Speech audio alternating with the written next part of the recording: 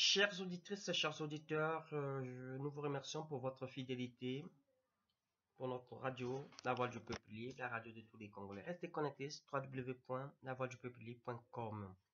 Nous continuons la lecture de notre document confidentiel dans sa dernière partie et dans sa conclusion. En conclusion, tout ce qu'a fait et fait le clan Sassou dans le domaine économique porte un nom: pillage des ressources du pays. Et tout ce que ce clan a fait et fait dans le domaine socio-politique porte un nom: terrorisme d'État, sous fond de génocide et de violation permanente de libertés démocratiques. Xavier Harel l'a souligné au terme de son enquête sur le Congo, et parlant de Sassou, Harel dit avec force que le pays est mis à sac par un clan familial sans scrupules sur le plan de la gestion économique et financière. Comme démontré dans tous ces dossiers, le clan Sassou a fait main basse sur tous les secteurs économiques générateurs de richesse. Et le clan Sassou a même fait prendre une loi majeure, parce que loi organique, pour se couvrir de tout contrôle légal sur la gestion des finances publiques. C'est la loi des finances numéro 20/2012, portant loi organique relative au régime financier de l'État, qui donc a été déclarée conforme à la Constitution par ce machin de la honte qualifiée Cour constitutionnelle, et dont l'article 107 est ainsi conçu. Prennent effet à compter du 1er janvier 2020 les dispositions suivantes: la comptabilité des fonds des bailleurs, la certification des comptes de l'État par la Cour des comptes et de discipline budgétaire, le tableau des opérations financières de l'État retraçant l'ensemble des flux financiers des entités publiques, le plan de trésorerie annuel mensualisé. La même loi abroge toutes les dispositions antérieures qui sont contraires à celles contenues à l'article 107 ci-dessus. Donc, pendant près de 10 ans, c'est-à-dire jusqu'en 2020, le clan Sassou peut piller tranquillement nos ressources financières en se mettant à l'abri d'aucune sorte de contrôle de la Cour des comptes et de discipline budgétaire, juridiction à laquelle est assigné l'objectif d'assurer un haut niveau de transparence, de responsabilité et de saine gestion des actifs publics. Elle est compétente en matière de gestion financière et comptable des deniers de l'État, des collectivités locales, des établissements publics, des entreprises de l'État, des entreprises d'économie mixte et des organismes de prévoyance et de sécurité sociale. L'une de ces missions cardinales, selon la Constitution de 1992 et le chapitre 2 de la loi numéro 1999 du 15 août 1999, portant organisation du pouvoir judiciaire, est ainsi libellée. En ce qui concerne les administrations publiques de l'État et des collectivités locales, les établissements publics et les entreprises d'État, la Cour des comptes exerce des attributions juridictionnelles. Elle juge les comptes des ordonnateurs et des comptables publics, ainsi que des personnes déclarées comptables de fait. Elle juge les comptes des comptables matières qui sont proposés à la garde, à la conservation et à la manutention des biens, meubles et immeubles de l'État, des collectivités locales, des établissements publics et des entreprises d'État. Des attributions de discipline budgétaire. Elle sanctionne des fautes de gestion commises à l'égard de la législation et de la réglementation financière. Elle sanctionne les errements commis à l'égard de la législation et de la réglementation en matière de passation des marchés contre. Elle sanctionne les infractions à la morale administrative. Sous le plan de la gestion sociale et politique, pour se sentir bien plus tranquille, le clan Sassou a organisé d'un côté des véritables battues humaines comme celles traitées plus haut, et de l'autre des éliminations personnalisées, notamment par le biais d'empoisonnement ou des procès rocambolesques que nous évoquons succinctement ci-après. Ainsi, par exemple, pour avoir retiré brutalement et publiquement son épouse sur une piste de danse circonstancielle des mains suggestives de Sassou, qui était alors à l'occasion et un réveillon de fin d'année des membres du bureau politique du PCT et du gouvernement en train d'exécuter une rumba sensuelle pour la 3e fois consécutive avec cette même cavalière. Le ministre Xavier Katali, ancien du comité militaire du parti, s'est finalement retrouvé plus tard à inaugurer le cimetière du centre-ville des éléphants dirigeants du PCT. Pire, par crainte d'autopsie par le clan Sassou, la famille Katali n'a pas été autorisée à retirer le corps du défunt. Toujours sous instruction du dictateur Sassou, le président de la République Alphonse Massamba Deba, les premiers ministres Ambroise Noumazalaï, André Milongo et Bernard Correa, les présidents de l'Assemblée nationale, Monseigneur Ernest Kombo et Jean-Pierre Tisteti Kaya, puis le cardinal Émile Daïda, entre autres, sont morts, soit empoisonnés, soit exécutés froidement, soit condamnés à la peine de mort à l'occasion de mascarades procès politiques. Et la liste est longue, très longue, de ceux qui ont subi l'un ou l'autre de ces 3 sorts: les officiers généraux supérieurs ou subalternes, Motando, Adoua, Avoukou, Buissamatoko, Tatigi, Angapierre, Kikadidi, Matumpampolo, les députés Mwandampassi, les ministres Bitindu Gérard, Angie Diawara, Eli Ichou, les citoyens innocents Ikoko, Jean-Baptiste Franklin Bukaka, Dujinganga, Nizele, Samba Diankumbi, Bazonza, le directeur de la Kogelo, Philippe Ondeli, le maire Bienvenu Feignan et des centaines d'autres morts dans les circonstances non élucidées. Arrêtons-nous un instant sur l'humiliation et enfin la liquidation du général Mutando Yves. Il faut souligner que toute l'attention accordée par Sassou à ce brave officier pour l'intégrer à sa guerre n'était qu'un leurre. Dès avant l'assassinat du président Marien, Sassou redoutait ce jeune officier en qui il trouvait des qualités exceptionnelles, mais qui manifestait une véritable indépendance vis-à-vis de lui. L'officier Mutando, comme on l'a remarqué lors du mouvement du 22 février 1972, entretenait des rapports esclaves avec le colonel Sassou, qu'il a toujours traité de lâche et de peu courageux. C'est pourquoi ce dernier assignera Mutando dans plusieurs ambassades, jusqu'au peu avant les événements du 18 mars 1978. C'est à cause de cette animosité que Sassou attribuera à Mutando l'assassinat du président Marien Ngouabi, avec pour objectif de le faire immédiatement assassiner dès les premières heures de l'annonce de l'attentat du 18 mars. Mais un concours de circonstances sauvera la vie de Mutando. En effet, il se trouvait à cette heure précise de l'annonce de la mort de Ngouabi avec son unité hors de la capitale.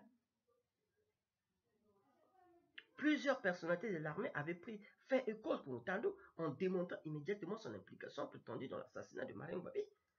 L'engagement de Mutando auprès de Sassou lors de la guerre de 1997 est dû au fait que, sur des bases sentimentales, le général Mutando s'était rapproché de Tassoua, alias Diab. En tout et pour tout, du fait que le dictateur Sassou est resté longtemps au sommet de l'État, la presque totalité des hommes et femmes politiques congolais ont travaillé à ses côtés. C'est donc le président Lissouba qui a été le candidat commun PCT-UPADES à la primature de la conférence nationale qui a été soutenu par Sassou de façon multiforme au 2e tour de l'élection présidentielle de 1992 et avec qui il a conclu un accord pour gouverner ensemble. Citons le président Bernard Correa qui a dirigé avec Sassou l'alliance UAD-PCT conclue contre le président Lissouba, puis qui a rejoint politiquement Sassou à son retour d'exil à l'occasion des obsèques de son épouse. Citons le président Tistatu Kaya à la tête, lui aussi aux côtés de Sassou de l'alliance URD-PCT et président de l'Assemblée nationale sous Sassou II.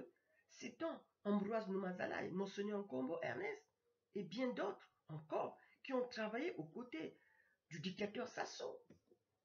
Avec chacun d'eux, Sassou a tissé sa toile destructrice et a attendu dans chaque cas le meilleur moment pour porter le coup fatal. Et le dictateur Sassou n'a pas commencé ses opérations chirurgicales en 1968 avec l'arrivée de Marien Ngouabi aux affaires. On retrouve ses pattes déjà en 1964-1965. À cette époque, le lieutenant Sassou est conseiller à la sécurité du ministre de l'Intérieur, André Gombissa. En février 65, pour la première fois dans le pays, se produisent des événements et disparitions de très hauts cadres. Joseph Poabou, président de la Cour suprême, Lazare Machokota, procureur de la République au parquet de Brazzaville, et Onsen Masoueme, directeur de l'agence congolaise d'information, un Vili, un Larry et un Tanguy. Tous les trois sont chacun à son poste. Le premier Congolais à occuper ce rang, enlevé dans la nuit du 15 au 16 février 1965 par un commando. Ils sont torturés sauvagement, eux meurent dans leurs blessures. Leurs corps complètement mutilés et jetés dans le fleuve Congo vont émerger à 30 km de Brazzaville vers Intérêt. Des pratiques en retour 34 ans après dans le cas des disparus du beach.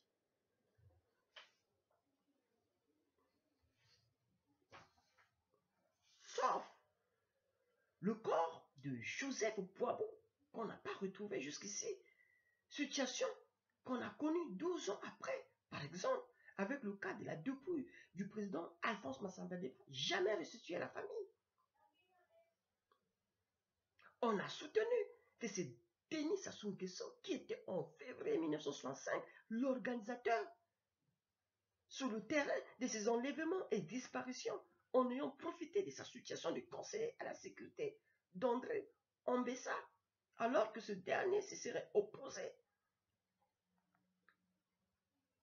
On comprend pourquoi l'ancien ministre de l'Intérieur et ambassadeur à vie en Suède, tant que son ancien conseiller à la sécurité et président de la République, les cadavres de Poabo, Machokota et Masoueme valent au moins cette récompense.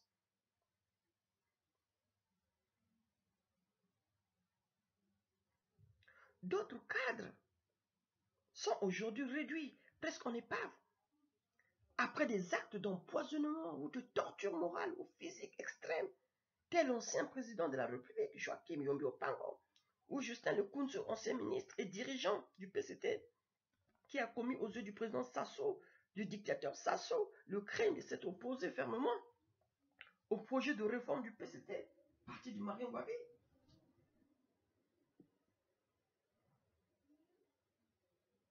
Appelé à devenir, selon l'homme de Oyo, le parti de Sassou Nguesso, le réformateur, Sassou avait dépêché auprès de Lekunzo au palais des congrès son armée conduite par le CNG de l'époque pour arrêter et disperser avec force les assises du PCT parti de Marien Wabé. Sassou ne l'a jamais oublié, même s'il se tarde de réaménager à ses frais, dit-il, la résidence personnelle de Lekunzo.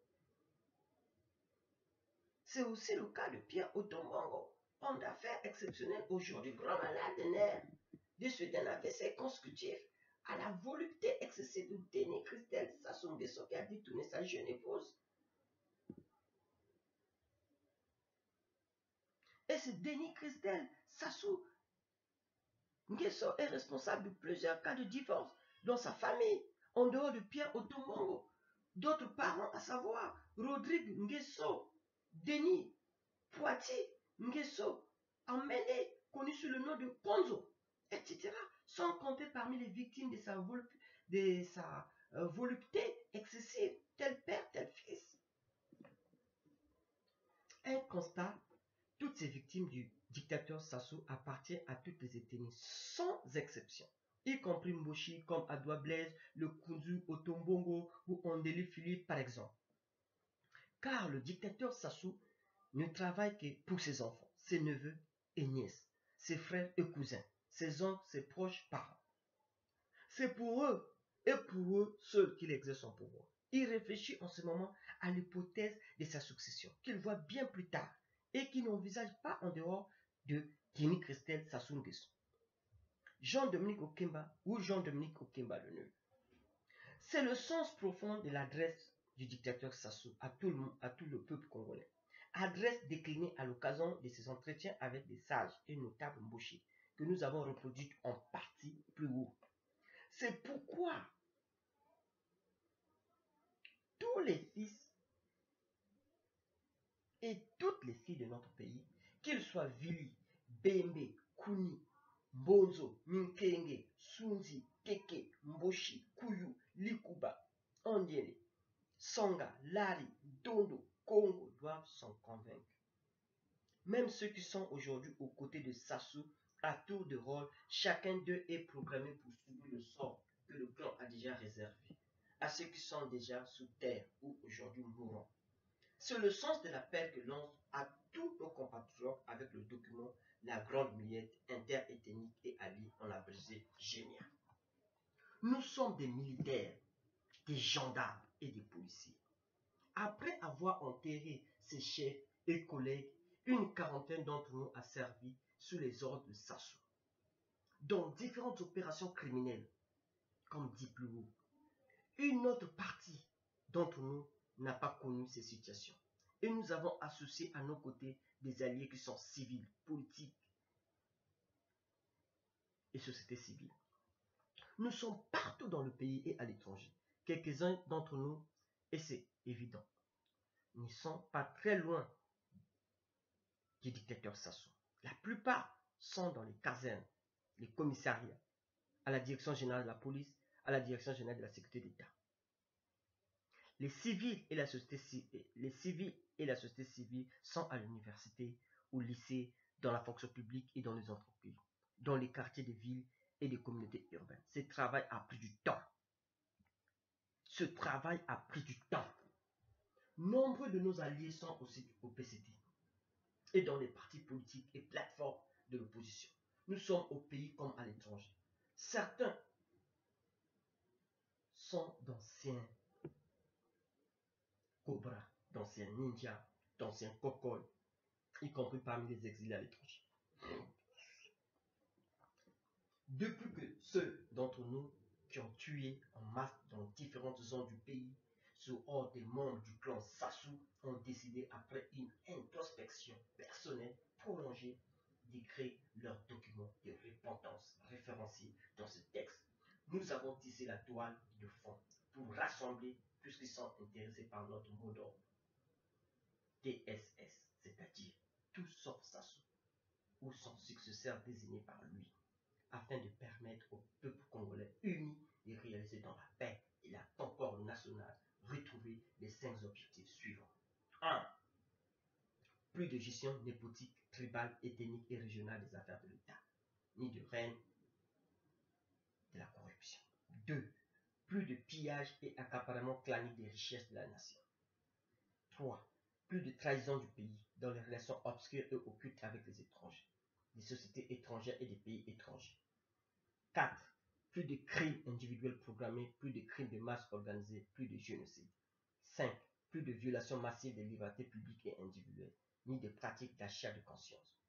Fait quelque part au Congo le 30 décembre 2015, imprimé à Kinshasa, Gombe le 31 décembre 2015.